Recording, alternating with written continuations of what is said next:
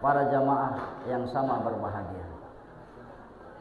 Kita hadir setiap tahunnya untuk memperingati kelahiran dan baginda Rasulullah SAW, untuk menanamkan rasa cinta kita kepada baginda Rasulullah SAW, dengan mengingat betapa hebatnya perjuangan beliau, betapa banyak jejak langkah yang dia contohkan kepada kita, maka bertambah rasa cinta kita kepada baginda Rasulullah SAW.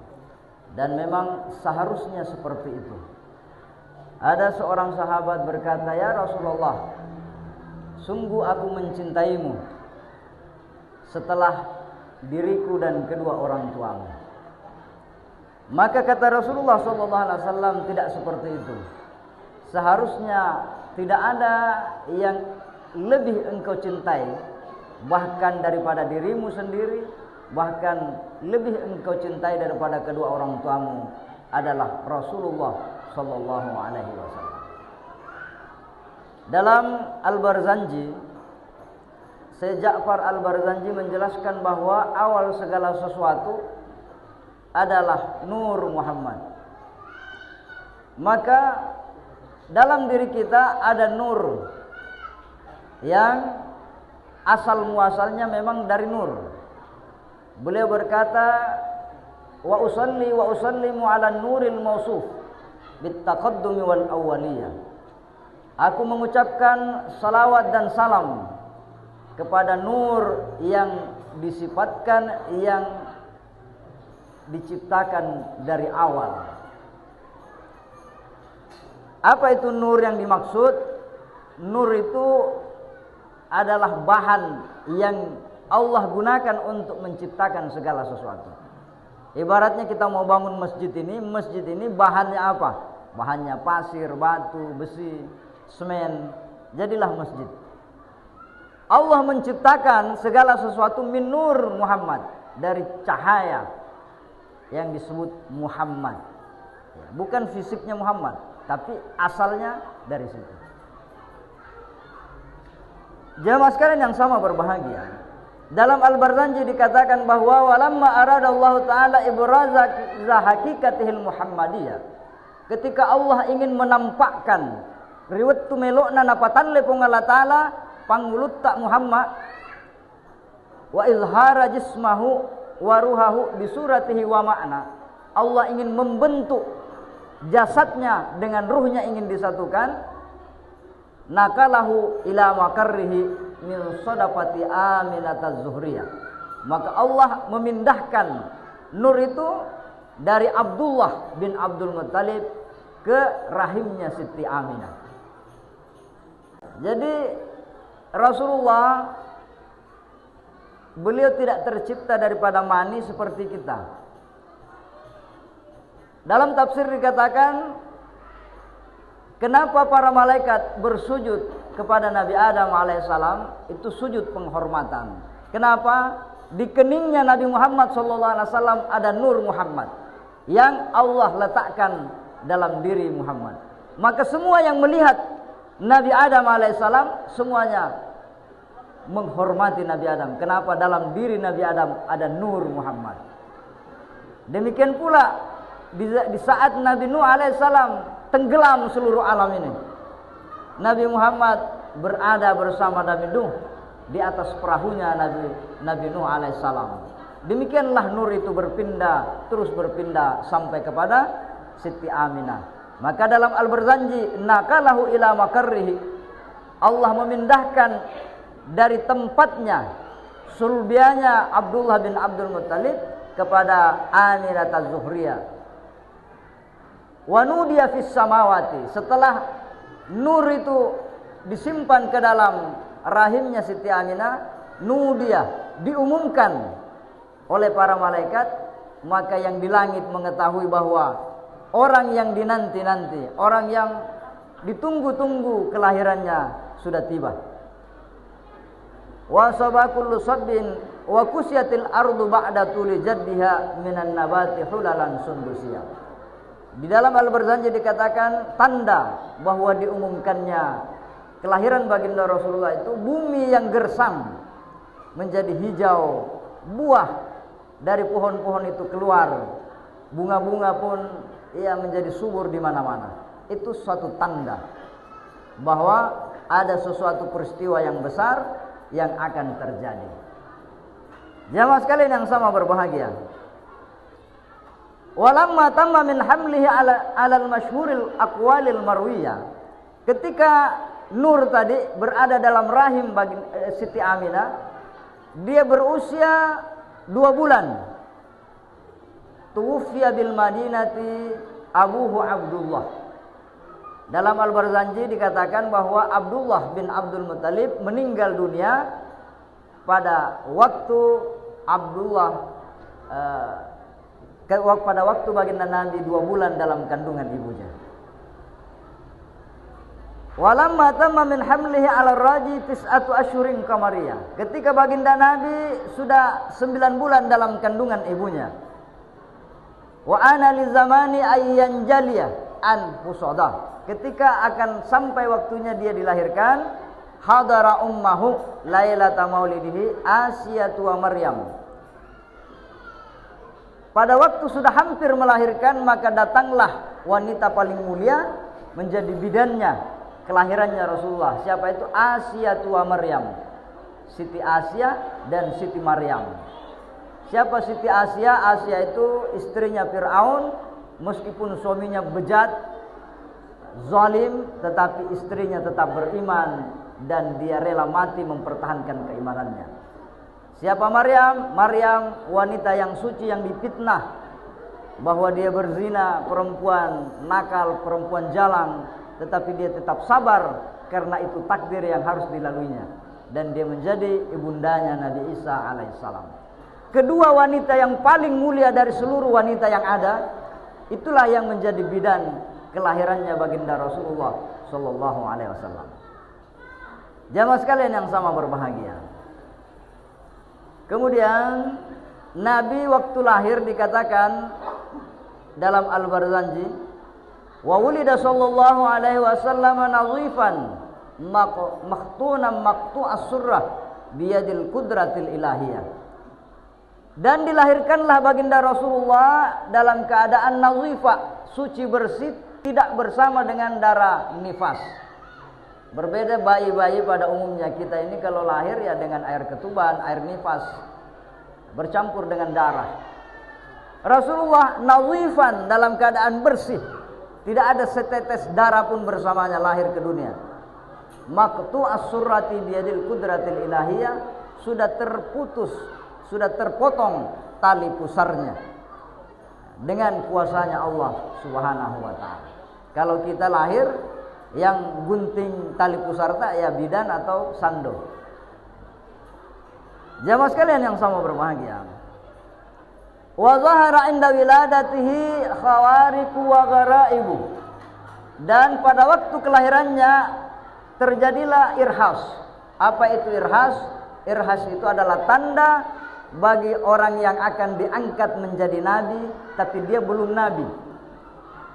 Kalau dia sudah jadi nabi namanya mukjizat. Kalau dia belum jadi nabi, masih bayi seperti Nabi Musa. Nabi Musa itu diletakkan di dalam belanga tapi tidak hangus. Itu namanya irhas. Kejadian luar biasa yang dialami oleh Nabi di waktu belum menjadi nabi, waktu masih bayi, itu banyak. Fazidatis sama'u hifza wa rudda anhul maradatu wa zawun nufusis syaitaniyah. Di antaranya langit yang dulu bisa ditembus oleh jin-jin kafir untuk mencuri informasi-informasi, itu ditutup oleh Allah dengan penjagaan para malaikat dengan ketat.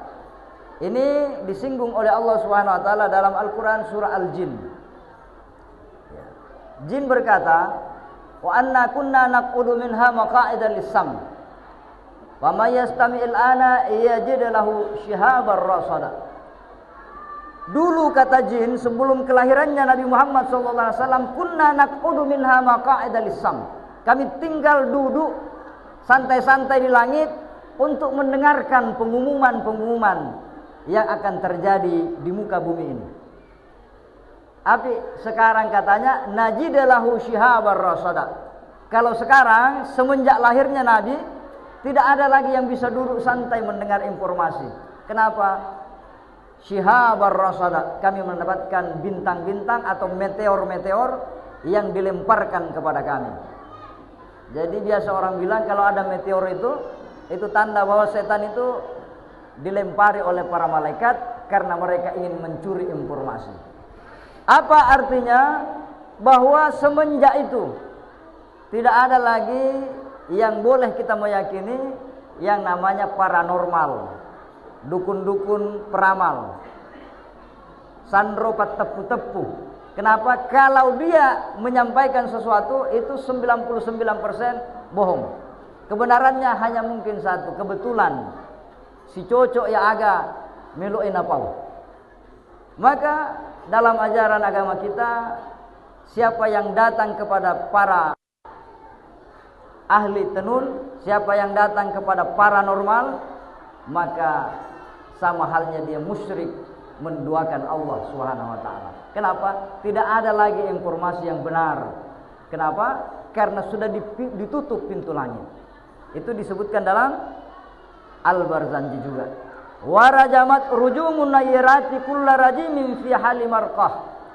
Dan dilemparlah jin-jin dengan rajam, dengan lemparan meteor-meteor ya, dimanapun mereka ingin mencuri informasi itu. Jamaah sekalian yang sama berbahagia. Kemudian wa kharaja ma'ahu nurun adaat lahu kusurus syamil kaisariyah. Dan nampaklah cahaya terang yang muncul di istana Kaisar. Kaisar itu dulu ada dua imperium yang sangat besar yang menguasai dunia ini. Ada namanya Kaisar, ada namanya Kisra. Kaisar itu Roma, Italia. Italia itu pernah menguasai semua Eropa. Begitu juga dengan Kaisar Kisra. Ya, Kisra ini Iran, Irak itu menguasai Jazirah Arab dan Afrika. Ketika kelahirannya Nabi itu ada tanda cahaya muncul di sana bahwa suatu saat umat Islam akan menguasai Iran, Irak yang dulu disebut dengan Persia, yang sebelumnya disebut dengan kerajaan Babilonia. Begitu juga dengan kerajaan Roma. Islam akan sampai ke Eropa, Afrika dan sampai ke Asia. Itu sudah ada tanda irhas dari awal kelahirannya baginda Rasulullah sallallahu alaihi wasallam. Tahukah Anda bahwa Arab itu tidak pernah ada kerajaan besar di sana? Arab dulu itu hanya kabilah-kabilah. Seperti kita ada suku Benggaulu, suku ini, suku ini, suku ini, tidak pernah menyatu dengan satu imperium besar. Nanti di zamannya Umar bin Khattab, Islam itu menaklukkan Persia sampai mereka menaklukkan beberapa wilayah dari kekuasaan Roma. Itu sudah ada tanda yang diberikan oleh Allah Subhanahu wa taala di awal kelahirannya baginda Rasulullah sallallahu alaihi wasallam. Kemudian selanjutnya dalam Al-Barzanji dikatakan, kebiasaan bangsa Arab itu, orang-orang bangsawan, mereka memberikan anaknya untuk disusui oleh orang-orang lain. Jadi jangan kita berprasangka buruk bahwa kenapa Nabi disusui oleh Halimatus Sa'diyah. Bukan karena ibunya tidak mampu menyusui, enggak. Karena memang kebiasaan bangsa Arab, bangsawannya itu memberikan anaknya untuk disusui oleh orang-orang yang dari pedusunan, orang-orang yang datang dari Badui, kalau orang Arab namanya Badui, orang yang dari gunung. Kenapa? Karena air susunya itu masih murni. Makanan mereka sayur-sayuran, makanan mereka daging-daging yang bagus, susu-susu yang bergizi, sehingga air susunya itu menjadi bergizi. Kedua, orang yang tinggal di desa itu masih sopan, masih hormat sama orang. Beda di tempat-tempat lain. Kemarin saya Tapi ini saya tambahkan, kemarin saya lihat ada demo di Mamuju besar-besaran. Ya. Kenapa? Karena ada seorang oknum anggota DPR yang terpilih yang mengeluarkan kata-kata tidak layak. Artinya kata-kata yang tidak beradab. Apa dia bilang? Ya, dia bandingkan kata uwe itu dengan seekor kucing. Apa maknanya ini? Ini bukan ajaran agama. Agama tidak menyuruh kita untuk merendahkan orang supaya kita terangkat. Tidak. Anda tidak perlu merendahkan orang untuk jadi besar. Anda tidak perlu menjatuhkan orang untuk jadi tinggi. Tidak perlu. Ya. Apa ini jamaah sekalian yang sama berbahagia? Seorang orang terhormat ini, jabatan DPR provinsi lagi. Ya, DPR. Ya. Tiba-tiba dia mengeluarkan kata-kata, maka terjadilah demo ribuan orang. Artinya apa? Orang-orang di pedusunan itu masih menjaga adatnya, dihormati orang tua, dihormati adat istiadat yang ada. Tidak karena kita Islam ditinggalkan itu adat. Salah sekali itu. Iya. Kita masih menjaga adat budaya kita. Orang Benggulu masih pakai pisang, masih pakai telur. Apa ini? Ini budaya. Anak-anak kita masih menyanyikan tadi lagu Nabi Adam, lagu kelahiran baginda Nabi. Itu menanamkan ilmu secara tidak langsung. Anak kita tahu sejak zaman dahulu kala ada seorang nabi, lahir nama ibunya Aminah, nama ayahnya Abdullah. Dengan sendirinya dia sudah tahu, oh nabi saya namanya Muhammad, bapaknya Abdullah. Ini budaya. Jangan tiba-tiba musik haram. Bagaimana kita mau mengajari anak-anak kita dari kecil? Tiba-tiba musik haram. Waduh, abalak. Jamaah sekalian yang sama berbahagia. Walamma balaga sallallahu alaihi wasallam 4 sinina kharajat bihi ummuhu ilal Madinatin Nabawiyah. Nabi ketika berusia 4 tahun, Nabi berangkat bersama ibunya untuk menziarahi makam ayahnya. Ini dalam Al-Barzanji bahwa Nabi diajak oleh ibunya menziarahi makam ayahnya. Jadi kalau ada ajaran tidak boleh ziarah kubur, itu ajaran bertentangan dengan ajaran Nabi. Walamma balaga sallallahu alaihi wasallam 4 sinina kharajat bihi ummuhu ilal Madinah. Dia keluar ke Madinah untuk apa? Ya, untuk menziarahi makamnya baginda ayahnya baginda Nabi Abdullah bin Abdul Muttalib. Kemudian summa adat fawafathu bil abwa. Kembali baginda Nabi dalam perjalanan pulang itu meninggal ibunya di sebuah tempat namanya Abwa. Jadi ayahnya Nabi meninggal di Madinah, ibunya juga meninggal di Madinah. Siapa yang ditemani pulang? Coba bayangkan, Anda ke Jakarta. Tiba-tiba ibu Anda meninggal di Jakarta. Siapa yang bawa pulang? Usianya Nabi baru 4 tahun. Bayangkan itu. Jadi sedih sekali perjalanan masa kecilnya baginda Nabi. Dalam perjalanan pulang ibunya meninggal. Betapa kehilangannya baginda Nabi pada saat itu. Maka beliau diantar oleh hadinatuhu Ummu Aiman al-Khabasyiyah. Beliau didampingi pembantu setianya. Kalau dulu budak, namanya Aiman, Ummu Aiman. Ummu Aiman inilah yang mengantar baginda Nabi kembali ke Makkah untuk diserahkan kepada kakeknya. Wa adhalahu ala jaddihi Abdul Muttalib wa dammahu ilaihi wa rakkalahu wa a'la ruqyah. Maka diserahkanlah, kemudian diasuh oleh kakeknya Abdul Muttalib, dan dia menyayanginya seperti anak-anaknya. Waqala, dan dia berkata, apa katanya dalam Al-Barzanji? Walam tash inna lihadza la sya'nan aziman fa bakhim bakhil lima waqqarahu wa wala. Sesungguhnya pada kepribadian anak ini ada sesuatu yang sangat luar biasa. Artinya Nabi tidak sama dengan anak-anak kita. Masuk di masjid, lari ke sana, lari ke sini. Nah, itu. Disuruh mengaji, pergi lari, dia pergi main.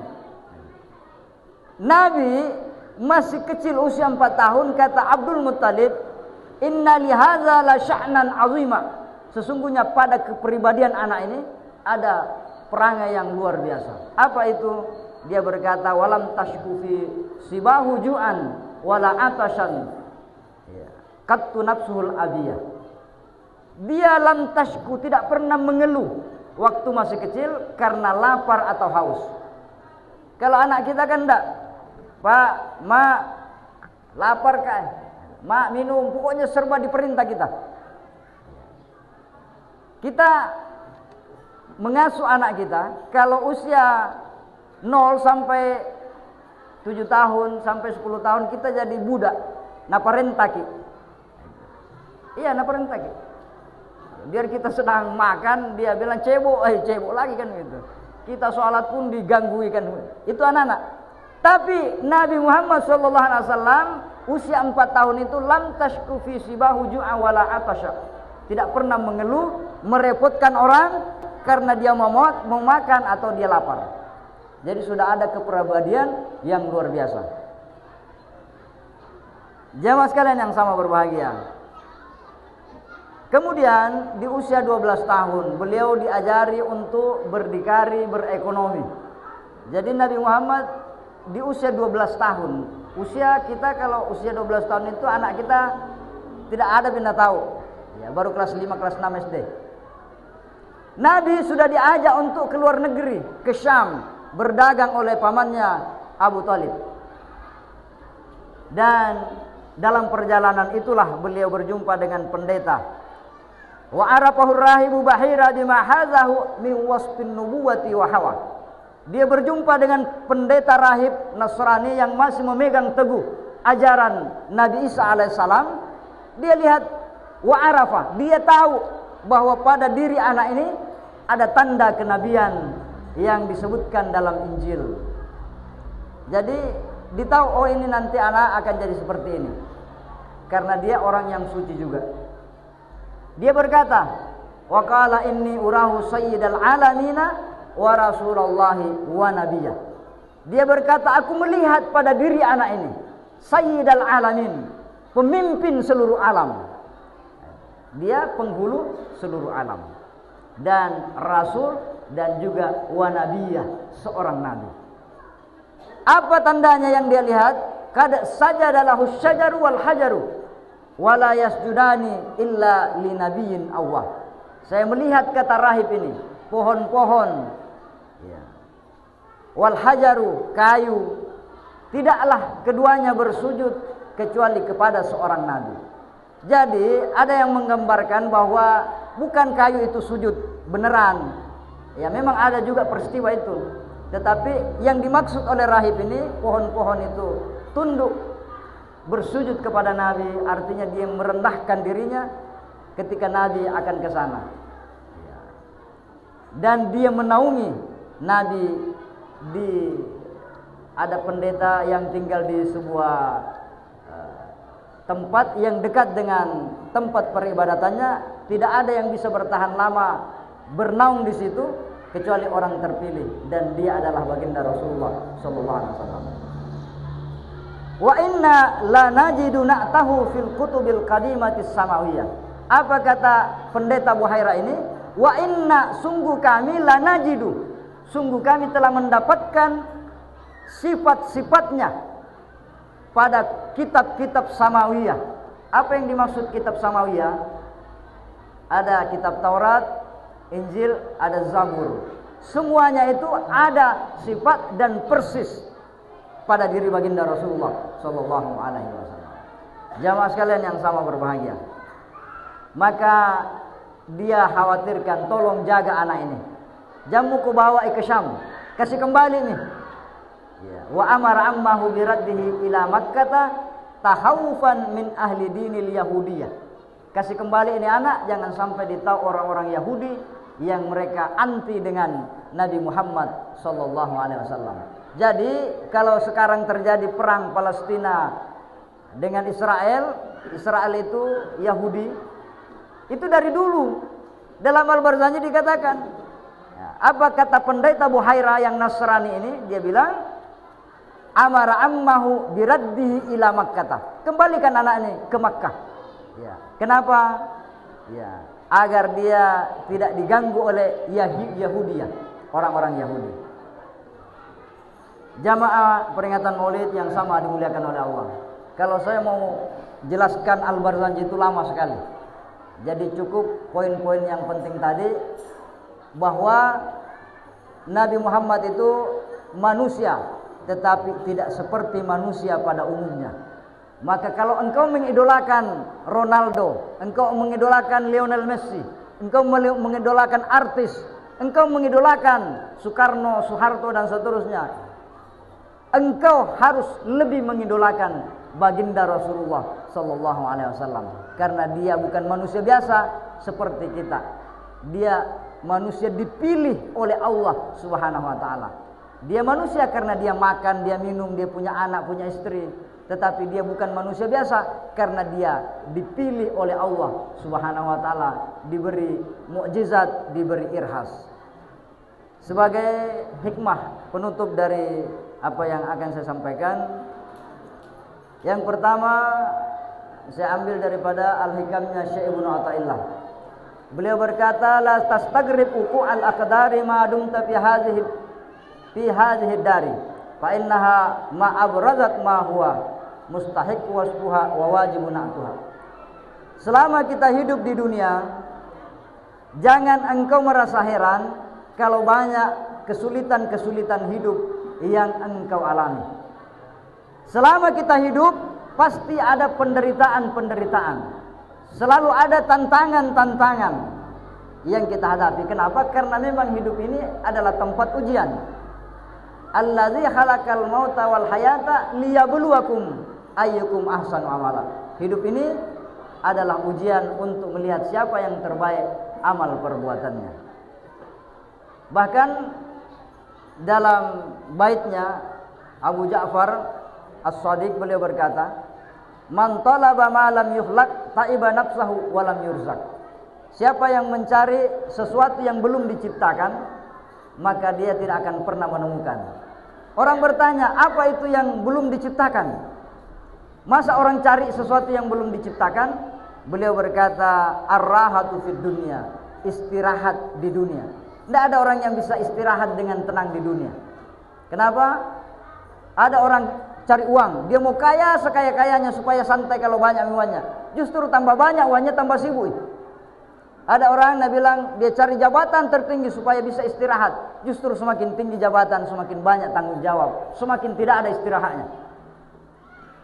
Dunia bukan tempat istirahat, tapi tempat bekerja mengumpulkan amal sebanyak-banyaknya. Maka jangan heran kalau banyak tantangan. Nah, ini Bapak Ros dia bangun masjid di Muara 4 bersama masyarakat. Pindah lagi di sini, bangun lagi. Kan begitu. Padahal apa itu? Kita selalu mencari tantangan-tantangan baru karena memang hidup ini selalu begitu. Dinamis. Tidak ada hidup yang monoton, tidak ada. Hikmah yang kedua, la tashab man la yunhiduka haluhu wa la yadulluka 'ala Allahi makaluhu. Jangan engkau berteman kepada orang yang ucapannya, perbuatannya tidak mendekatkanmu kepada Allah Subhanahu wa taala. Tadi Pak Camat menyampaikan bahwa akan ada pilkada. Jangan gara-gara pemilihan yang 5 tahun saja ya, kita baku benci seumur hidup. Nah, itu karena dia pilih si fulan, kita pilih si fulan, gara-gara itu tidak mau datang di masjid. Tidak kusuka saya Nurul Khairat, Pak lainnya dukung. Mutalak Imasigi gara-gara beda pilihan dengan Pak Imam. Ukhuwah terputus, persaudaraan itu wajib. Beliau berkata, jangan kamu berteman dengan orang yang suka menjauhkanmu dari Allah. Beliau berkata, la tashab, jangan berteman malayun hiduka, orang yang tidak membangkitkan semangatmu, keadaannya, perilakunya, perkataannya tidak menunjukkanmu semakin dekat kepada Allah Subhanahu wa taala. Kalau ada ketemu selalu kena pancing, selalu mau emosi, mau tersinggung, selalu mau provokasi, ngapain berteman dengan orang seperti itu? Tidak ada gunanya. Ya. Kalau dia suka si A ya silakan, tapi jangan memprovokasi. Kenapa? Karena ini merusak mental orang-orang yang ada di sekeliling kita. Itu pesannya Syekh Ibnu Athaillah. Kemudian yang terakhir, Beliau berkata, "Rubama kunta musian fa arakal ihsana minka, sahibatka man huwa aswa wa halam minka." Terkadang kita merasa diri kita sudah baik, kita merasa diri kita soleh. Kenapa? Karena yang engkau temani, yang engkau lihat adalah orang yang lebih dibawa daripada kamu. Akhirnya kamu menjadi merasa soleh. Ya alhamdulillah Pak Yau lamba bandak memaulu, ya anu datir wa memaulu, ya iyo. Coba kau lihat orang yang rajin berjemaah. Coba kau lihat orang yang rajin berzikir, rajin mengaji, rajin melakukan kebaikan. Jangan kau lihat orang yang dibawa. Lumayan bandi Yau Pak ma puasa bandak, ya anu Pak datir ma puasa. Jemaah sekalian yang sama berbahagia, mungkin ini yang sempat saya sampaikan, mudah-mudahan bisa menjadi bahan renungan bagi kita. Mohon maaf apabila ada hal-hal yang kurang berkenan. Kalau ada benarnya datang dari Allah, kalau ada kekurangan itu dari kedaifan saya dan kelemahan saya. Minallahil musta'an.